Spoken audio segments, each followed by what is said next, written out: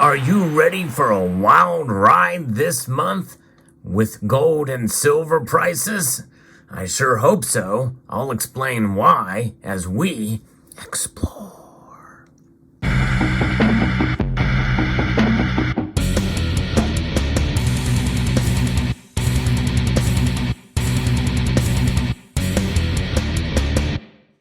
Gold and silver prices have been volatile as of late.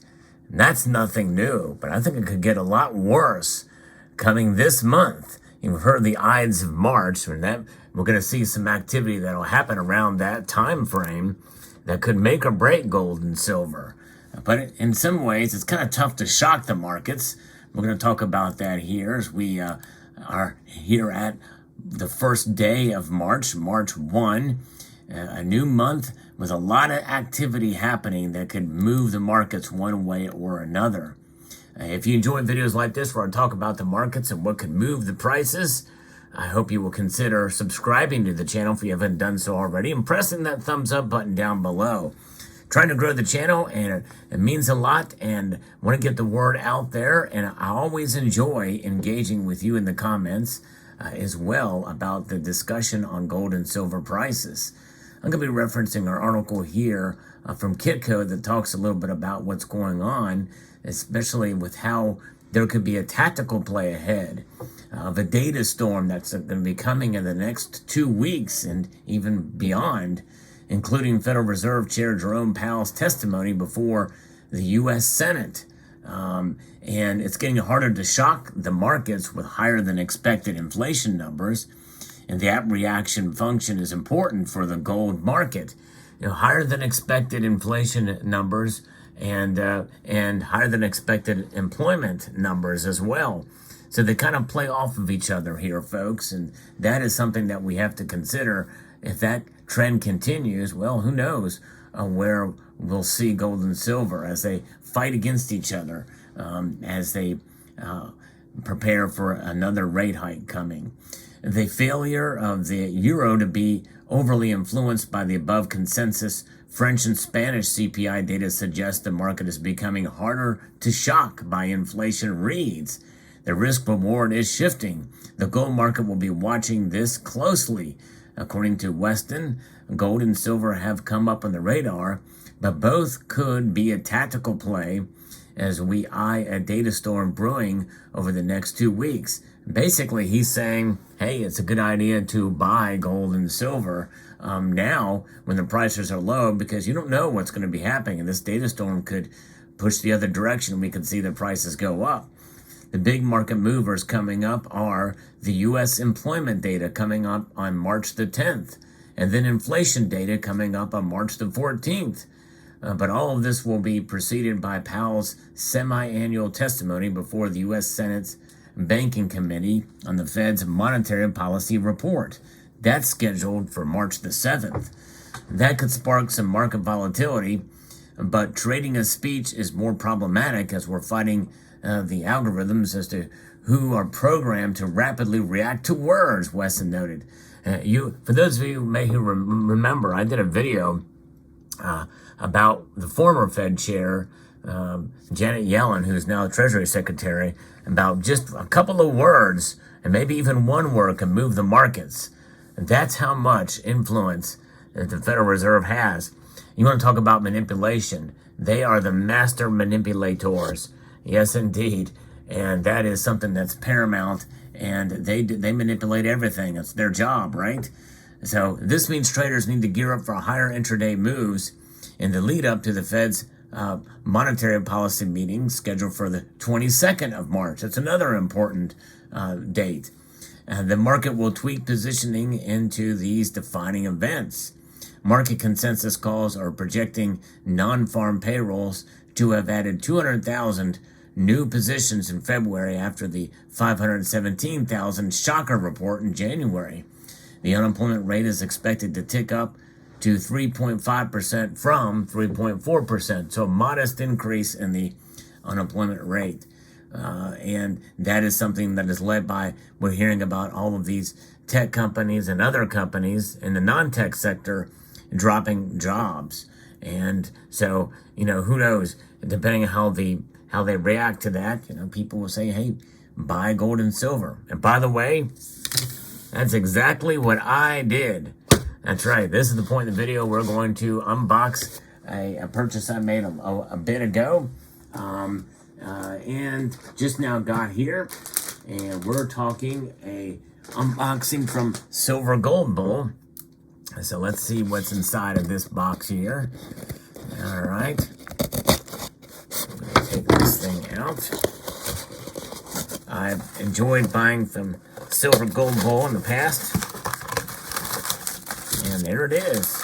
Yes, indeed. Nicely packaged by Silver Gold Bull.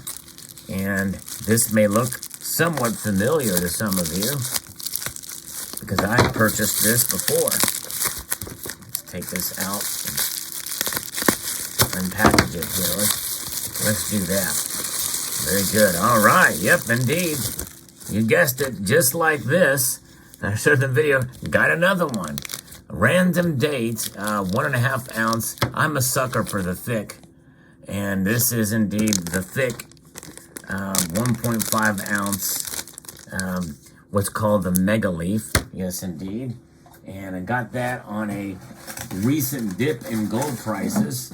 And so that was, in a sense, a tactical move to make this dip.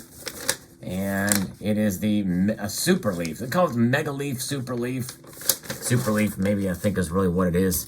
The Mega Leaf might be the silver version. But it's the 3-leaved piece. And random day, there's only 2 dates you could get. The first year of issue, which is 2017.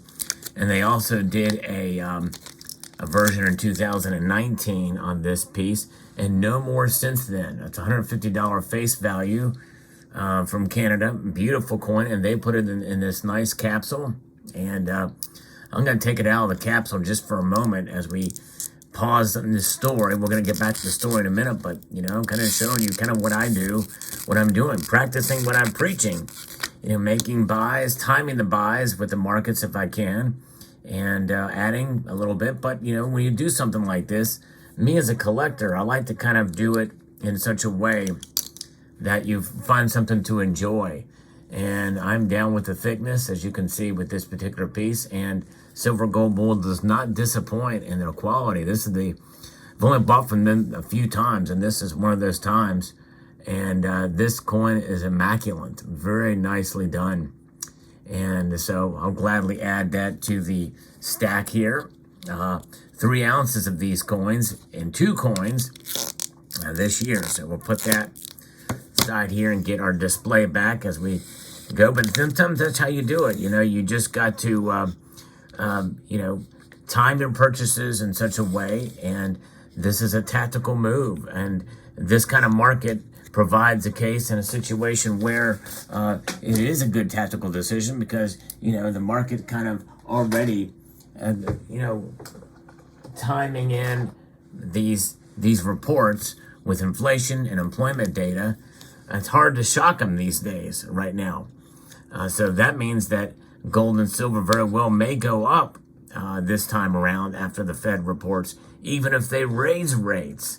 Can you imagine that? Can you imagine that? Now, I don't think they would go up if they raise them 50 basis points, but I think it very well could if they raise them 25 basis points, which is, I'm expecting this meeting is going to be a 25 basis point rate hike and maybe a 50 basis points next time around if some of these data continue to, especially employment data, and or, you know, GDP or inflation data continues to be strong and go up, they may go ahead and pull the trigger on a 50 basis point next time. We'll see.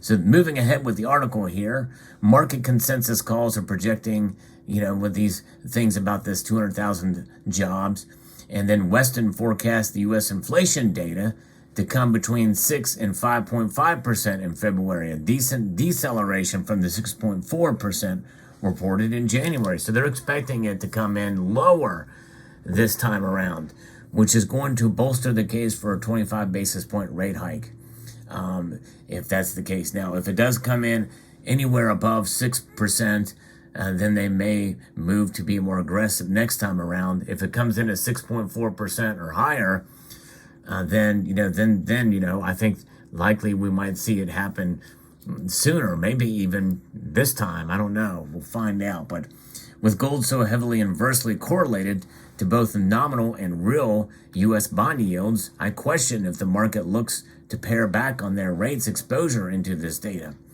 a factor which could boost the price, according to what Weston has said. After February's $100 sell-off, the gold market narrowly missed a bearish outside monthly reversal, according to Pepperstone. Is this a sign of a better demand and the sellers failing to push the price to $1,800? Perhaps, but it's early and the price action needs to work to really convince adopting a more momentum approach. Pepperstone advises putting a buy stop orders above Tuesday's high at 1831 and positioning for the price to keep pushing higher. It may be the last we see price rollover and retest of Tuesday's lows. As with any momentum and trend strategy, we get many false breaks, and the strike ratio could be far lower than, say, mean reversion. So it's important to cut losses early and extract as much out of the trade as possible. And you get into some technical analysis there on what to do with gold. But, it's very interesting because it's already pushed above that 1831, and we may be coming off these lows now. This is the second day in a row as I record this video where we're seeing a positive movement for gold and silver. And could this mean that we've seen the lows? I don't know. I still think that there's cases and situations where we could see the metals move back, especially silver. You've heard me talk about that recently. Silver is now coming back above $21 in the ask price, but it may not last long. We'll see. But so it's going to be a wild ride for March, and it's going to be crazy. So stay tuned for the crazy and be prepared for it because you never know with gold and silver. That's why we got to be strong. We got to be ape strong, as they say in the Wall Street silver world. Ape strong. And what does that mean? In my mind, ape strong is essentially meaning you hold on tight to your gold and silver and have that diamond hands, and to remember that whatever you have, and you hold fast through it, and you'll be fine. Let me know what your thoughts are in the comment section below. I'd like to extend a multitude of gratitude to you all for taking the time to watch, and encourage you to please rate, share, comment, and hello?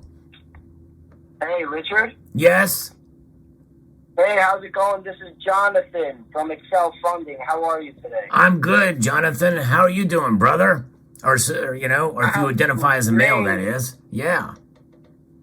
I'm great. Now that we're talking, my day just got a whole lot better. All right, that's what she said. Now, let me ask you this. Do you have diamond hands, and are you ape strong? Those are two individual questions that I need answers to. Number one, do you have diamond hands?